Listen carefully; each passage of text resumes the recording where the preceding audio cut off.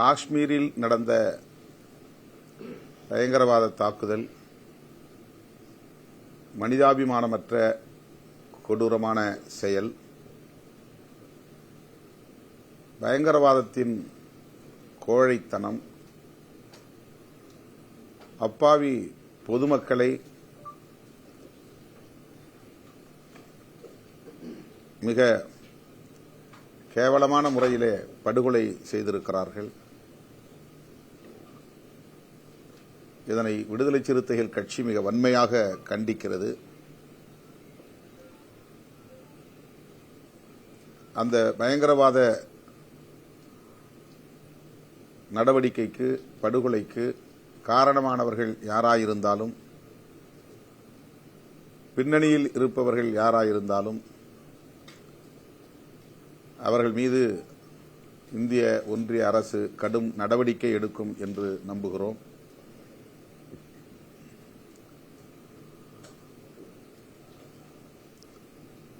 அனைத்து இந்தியர்களும் இத்தகைய பயங்கரவாத போக்குகளை ஒடுக்குவதற்கு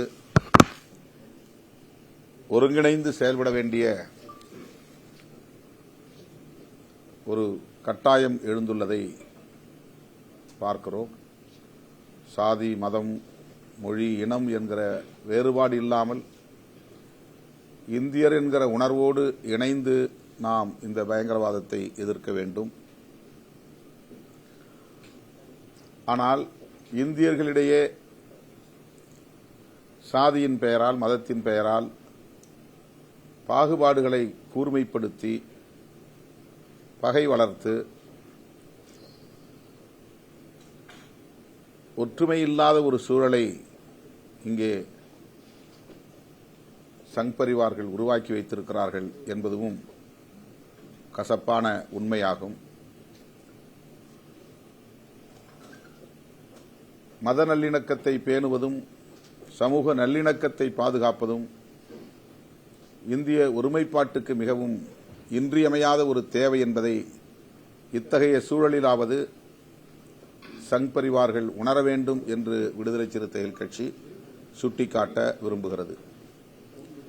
உள்துறை அமைச்சர் அமித்ஷா அவர்கள் இதற்கு பொறுப்பேற்க வேண்டும் என்று விடுதலை சிறுத்தைகள் கட்சியின் சார்பிலே வலியுறுத்துவதற்கு எந்த அரசியல் உள்நோக்கமும் இல்லை. இதில் என்ன அரசியல் ஆதாயம் விடுதலை சிறுத்தைகள் கட்சிக்கு கிடைத்துவிடப் போகிறது? நாங்கள் பதவி விலக வேண்டும் என்று சொல்லுவது எங்கள் ஆதங்கத்தின் வெளிப்பாடு, அவ்வளவுதான். இதனால் உடனே அமித்ஷா பதவி விலகிவிடப் போவதில்லை. அல்லது பாஜக அரசுக்கு நாங்கள் விடுக்கிற இந்த வேண்டுகோள் பெரிய நெருக்கடியை ஏற்படுத்தப் போவதில்லை. ஆர்டிகிள் 370 அரசமைப்பு சட்டத்தின் உறுப்பு எண் 370 நீக்கிவிட்டால் ஜம்மு காஷ்மீரில் பயங்கரவாதம் இருக்காது, பதற்றம் இருக்காது, சுற்றுலா வளர்ச்சி அடையும், யாரும் அங்கே தொழில் தொடங்கலாம் என்கிற ஒரு கருத்தை திரும்ப திரும்ப பாஜக அரசு சொல்லி வந்தது. சொல்லியவாறே அவர்கள் அந்த உறுப்பு எண் 370 நீக்கம் செய்தார்கள். ஜம்மு காஷ்மீர் என்கிற மாநிலத்தை யூனியன் பிரதேசங்களாக உடைத்தார்கள்.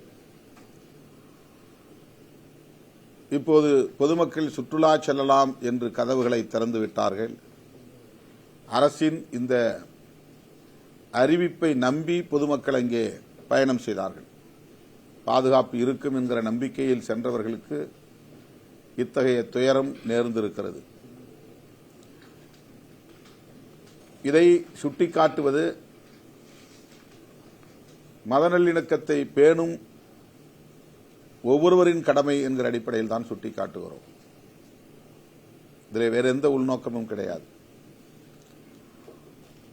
மும்பை தாக்குதலுக்கு பொறுப்பேற்று அன்றைய உள்துறை அமைச்சர் சிவராஜ் பாட்டீல் அவர்கள் பதவி விலகினார் என்பது வரலாறு. அவர் ஒரு முன்மாதிரியாக இருந்திருக்கிறார். அந்த அடிப்படையில் தான் சுப்பிரமணிய சுவாமி கூட உள்துறை அமைச்சர் அமித்ஷா பொறுப்பேற்க வேண்டும், அவரை அந்த பதவியிலிருந்தே நீக்க வேண்டும் என்று கோரிக்கை விடுத்திருக்கிறார். சுப்பிரமணிய சுவாமி பாரதிய ஜனதா கட்சியை சார்ந்த ஒரு மூத்த தலைவர். ஆகவே நாட்டின் நலன் கருதி பயங்கரவாதத்தை ஒடுக்க வேண்டும் என்கிற அடிப்படையில்தான் விடுதலை சிறுத்தைகள் கட்சி இந்த கோரிக்கையை எழுப்புகிறது. மீண்டும் வலியுறுத்துகிறோம். வக்ஃப் திருத்த சட்டத்தை எதிர்த்து ஏற்கனவே விடுதலை சிறுத்தைகள் கட்சியின் சார்பில் தலைநகரங்களில், மாவட்ட தலைநகரங்களில் ஆர்ப்பாட்டங்களை நடத்தியிருக்கிறோம். வருகிற மே 31ஆம் தேதி திருச்சிராப்பள்ளியில் மாபெரும் கண்டன பேரணியை நடத்த திட்டமிட்டிருக்கிறோம். தேதி முடிவு செய்தாகிவிட்டது. இடமும் தேர்வு செய்துவிட்டோம். இந்த பேரணியில் ஜனநாயக சக்திகள் அனைவரும் வந்து பங்கேற்க வேண்டும் என்று இந்த குறுகிய கால இடைவெளியில் அழைப்பு விடுக்கிறோம். தமிழகத்தில் மதவாத சக்திகளுக்கு இடமில்லை. தேசிய அளவில் மத நல்லிணக்கம் இன்றியமையாதது என்பதை வலியுறுத்தக்கூடிய பேரணியாக இந்த பேரணி அமையும். தமிழக ஆளுநர் மேதகு RN ரவி அவர்கள் துணைவேந்தர்கள் மாநாட்டை கூட்டியிருக்கிறார். தமிழ்நாடு அரசுக்கும் ஆளுநருக்கும் இடையிலே முரண்பாடுகள் கூர்மையடைந்துள்ளன. அவர் அங்கீகரிக்க மறுத்த 10 பல்கலைக்கழக மசோதாக்கள் நீதிமன்றத்தின் மூலம் சட்டங்களாகி இருக்கின்றன. இந்த சூழலில் துணைவேந்தர்கள் மாநாடு நடத்துவது தமிழ்நாடு அரசுக்கு மேலும் நெருக்கடி தருவதாக எல்லோராலும் உணரப்பட்டது. அதைவிட முக்கியமாக துணைவேந்தர் பொறுப்பிலே இருப்பவர்களுக்கு இது ஒரு தேவையற்ற அழுத்தம் என்கிற ஒரு சூழல் ஏற்பட்டது. முதலமைச்சர் என்ன நினைப்பார், ஆளுநர் அழைப்பை ஏற்று இந்த மாநாட்டில் பங்கேற்றால் என்கிற ஒரு நெருக்கடி துணைவேந்தர்களுக்கு உருவானது. அந்த நெருக்கடியை திட்டமிட்டே உருவாக்கியவர் நம்முடைய ஆளுநர். தொடர்ந்து அவர் தமிழ்நாடு அரசுக்கு நெருக்கடி தருவதாக எண்ணிக்கொண்டு தமிழ்நாட்டு மக்களுக்கு எதிராக செயல்பட்டு வருகிறார். இன்றைக்கு துணைவேந்தர்கள் அந்த மாநாட்டை, குறிப்பாக அரசு பல்கலைக்கழகங்களை சார்ந்த துணைவேந்தர்கள் அந்த மாநாட்டை புறக்கணித்திருக்கிறார்கள். இது அவருடைய பொறுப்புக்கு அழகல்ல என்பதை விடுதலை சிறுத்தைகள் கட்சி சுட்டிக்காட்டுகிறது.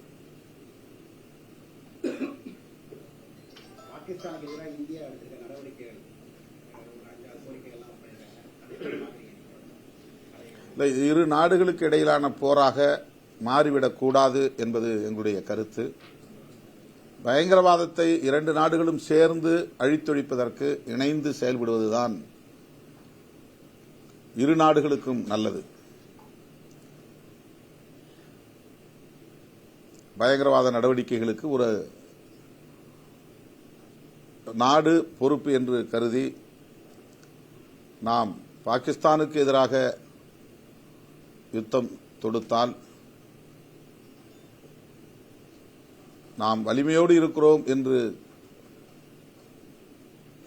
கருதினால் அதை நிரூபித்து காட்டுவதற்கு முயற்சிக்கக்கூடாது. நம்முடைய வலிமையை நாம் நமக்குள்ளே வைத்துக் கொள்ள வேண்டும். உலகளாவிய தாக்கத்தை அது ஏற்படுத்தும்.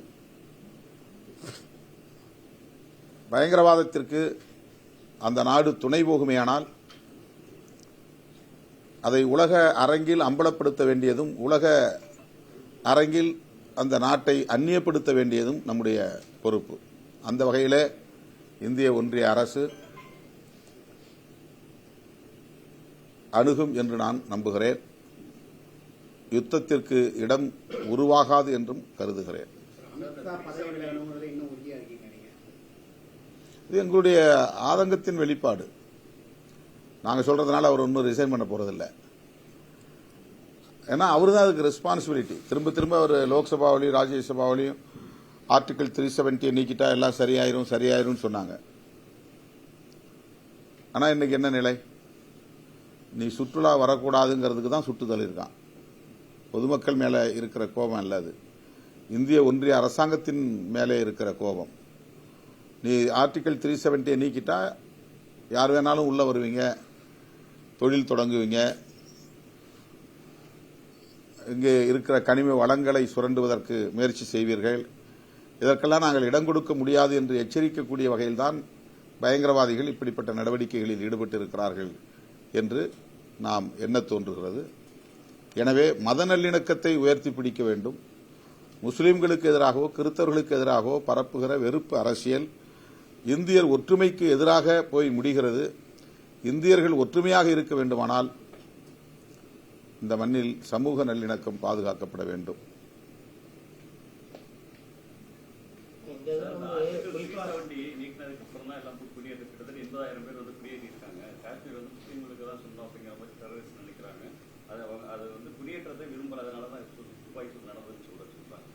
யார் போய் குடியேறிருக்கா? மற்ற மாநிலங்கள்ல இருந்து காஷ்மீர் வரைக்கும் 370 முன்னாடி யாருமே குடியேறினதில்லை. 370 வந்ததுக்கு அப்புறம் தான் எல்லாருமே குடியேறினா 80,000 பேர் வந்திருக்காங்க. காஷ்மீர் சமீப காலங்களில் 80,000 பேர் குடியேறியிருக்காங்க. அதனாலதான் காஷ்மீர் வந்து எங்களுக்கு தான் சொந்தம், மற்ற மாநிலங்கள்ல இருந்து வரக்கூடாதுன்னு சொல்றாங்க. அதுதான் இவ்வளவு நேரம் சொன்னேன். ஆமா, அது அது இந்த மாதிரி அரசாங்கத்தினுடைய இந்த நிலைப்பாடு, இந்த கொள்கை அல்லது இந்த அணுகுமுறை பயங்கரவாதத்தை மேலும் தீவிரப்படுத்துவதற்குத்தான் பயன்படுகிறதே தவிர பயங்கரவாதத்தை ஒழிப்பதற்கு பயன்படவில்லை. அதற்கு அடையாளம் இப்போது நடந்திருக்கிற தாக்குதல். இந்த மாதிரி தாக்குதல் வந்து பெரும்பாலும் சிறுபான்மை இஸ்லாமிய தான் குற்றச்சாட்டு வைக்கப்படுது. இதில் கூட என்ன சொல்றாங்கன்னா, இந்துக்களை வந்து கொள்றாங்க, முஸ்லீம் வந்து விட்டுறாங்க, அவங்களுடைய உடைகளை கழட்டி பார்த்து சுட்டாங்க. இதுக்கு ஆதாரம் இல்லை, யாரும் வந்து இதுக்கு ஆதாரம் இல்லை. செய்தியை உடனே ஒரு மணி நேரத்தில் இந்த செய்தியை பரப்ப ஆரம்பிச்சிட்டாங்க. யாருங்க போய் அங்கே இன்வெஸ்டிகேஷன் பண்றதுக்கு முன்னாடி, உண்மை நிலவரத்தை கண்டறிவதற்கு முன்னாடி எந்த விதமான ஆதாரமும் இல்லாமல் உடனே உடையை கழற்றி இஸ்லாமியரா என்று பார்த்து அதன் பிறகுதான் சுட்டார்கள் என்றெல்லாம் சொல்லுகிறார்கள். அப்படி பார்த்தால் குதிரை சவாரி தொழில் செய்யக்கூடிய ஒரு இஸ்லாமியர் கொல்லப்பட்டிருக்கிறார். சையத் உசேன் என்கிற ஒரு தொழிலாளி கொல்லப்பட்டிருக்கிறார். அவரு எப்படி கொல்லப்பட்டார்? இதுல வந்து பயங்கரவாதம் என்று தலை தூக்கினால் அதிலே அவர்கள் சாதி, மதம், மொழி, இனம் எதையும் பார்க்க மாட்டார்கள். அவங்களுக்கு ஜம்மு காஷ்மீர் மாநிலம் எங்களுக்குரிய மண், எங்கள் தாயகம். இதுல வந்து இந்தியா ஆக்கிரமிப்பு செய்கிறது, இதுதான் அவங்களுடைய கருத்து. நாங்க முதல்ல பி. சிதம்பரம் அவர்களின் தலைமையிலான ஒரு குழுவிலே நானும் ஒரு உறுப்பினராக இடம்பெற்றிருந்தேன். காஷ்மீருக்கு சென்றபோது அங்கே எங்களை வரவேற்றவர்கள், பேராசிரியர்கள் போன்ற பொறுப்பில் இருப்பவர்கள், இந்தியாவிலிருந்து வந்திருக்கிற உங்களை நாங்கள் வரவேற்கிறோம், இந்தியர்களாகிய நீங்கள் எங்களோடு நட்பாக இருங்கள், எங்களை பகைத்துக் கொள்ளாதீர்கள், எங்களை எதிரியாக பார்க்காதீர்கள் என்றுதான் ஒவ்வொருவரும் மைக்கை பிடித்து எங்களிடத்திலே பேசினார்கள். அவர்கள் யாருக்கும் இந்தியர் என்கிற ஒரு உணர்வே இல்லை. இந்தியாவிலிருந்து வந்த அமைச்சர் தலைமையிலான குழுவை இன்னொரு நாட்டிலிருந்து வந்த குழுவாகத்தான் அவர்கள் பார்க்கிறார்கள். இப்படித்தான் அவருடைய உளவியலே இருக்கிறது. இந்த சூழலில்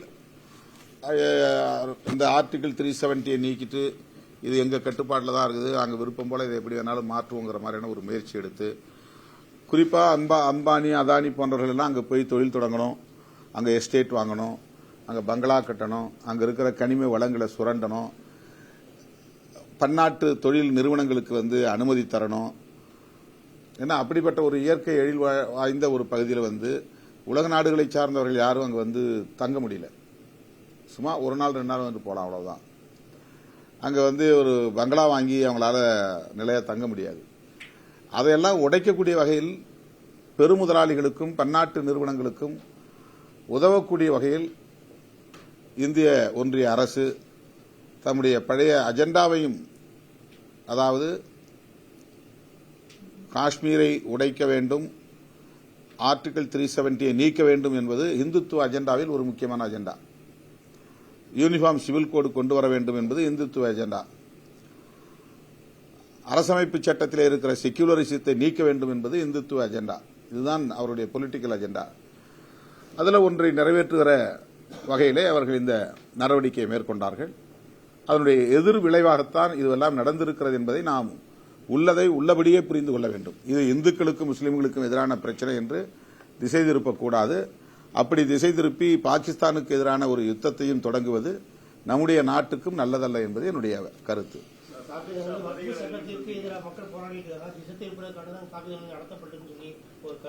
அப்படி நம்ம யூகத்தின் அடிப்படையில் கருத்து சொல்ல முடியாது. இது ஒரு நாள் 2 நாள்ல உடனே சட்டம் கொண்டு வந்த உடனே நிகழ்த்தப்பட்டதாக இருக்காது. இதற்கு முன்னதாக அவர்கள் பல மாதங்களுக்கு முன்னதாகவே இந்த நடவடிக்கையில் ஈடுபட்டிருக்கலாம். குறிப்பாக 370 ஆர்டிகிள் ரிப்பீல் செய்த காலத்திலிருந்தே அவர்கள் இந்த முயற்சியை மேற்கொண்டிருக்கலாம். ஒரு நாள் 2 நாளில் இந்த திட்டத்தை தீட்டி நடைமுறைப்படுத்தி இருக்க முடியாது. அங்க ஒரு நிகழ்ச்சி டைம் ஆயிடுச்சு. அமித்ஷா பதவி விலகணும்னு சொல்லி சொல்றீங்க. கள்ளச்சாராய சாப்பிட 40 பேர் இறந்து போயிட்டாங்க. அப்பதான் நீங்க பதவி விலகணும், முதல்வர் பதவி விலகணும்னு சொல்லலன்னு ஒரு குற்றச்சாட்டு உங்க மேல வருது. அது ரொம்ப அற்பமான ஒரு அவதூறு. அது இதுக்கும் அதுக்கும் சம்பந்தமே இல்லாம அந்த சம்பவத்துக்கும் கள்ளக்குறிச்சி நடந்த சம்பவத்துக்கு என்ன மதம் பார்த்துதான் இந்த கொலைகள் நடந்ததுன்னு சொல்லி ஓவைசியே சொல்லியிருக்காரு. ஓவைசி வந்து மதம் பார்த்துதான் இந்த கொலைகள் தீவிரவாத தாக்குதல் நடத்தப்பட்டதுன்னு ஓவைசி சொல்றாரு. ஆனா இங்க இருக்கிற எம்பிகளோ தமிழக எம்பிகளோ பிஜேபி மேல இருக்கிற காழ்ப்புணர்ச்சியில இந்த மாதிரி மாத்தி சொல்றாங்க. பிஜேபி மேல நமக்கு என்ன காழ்ப்புணர்ச்சி? அவங்க ஒரு பெரிய அரசியல் கட்சி, தேசிய கட்சி, நாட்டை ஆண்டு கொண்டிருக்கிற கட்சி. அவங்களை நம்ம காழ்ப்புணர்ச்சி கொண்டு என்ன செய்ய முடியும்? ஓவைசி இஸ்லாமியர்களுக்காக இருக்கிறவர். அது ரைட். அது அவருடைய பார்வை. அது அவருடைய பார்வை. இங்க அந்த மாதிரி வந்து ஒரு சம்பவம் மதத்தை பார்த்து சுட்டதாலாம் தெரியல. இந்திய ஒன்றிய அரசுக்கு எதிரான ஒரு தாக்குதல் நடத்தி கவனத்தை ஈர்த்திருக்கிறாங்க. இப்படி நீங்க பொதுமக்களை அனுப்புனீங்கன்னா நாங்க இது மாதிரி தான் தொடர்ந்து பண்ணுவோம் அப்படின்னு பொதுமக்களுக்கு எச்சரிக்கை விடுறாங்க. இங்க சுற்றுலா பயணிகள் வரக்கூடாது, இந்திய ஒன்றிய அரசு நீங்க யாரும் நம்ப வேண்டாம். இதுதான் மெசேஜ். பயங்கரவாதிகளுடைய செய்தி இதுதான். இது உள்ளது உள்ளபடியே நம்ம புரிஞ்சுக்கணும். இதுல வந்து யாரும் கற்பிதும் தேவையில்லை.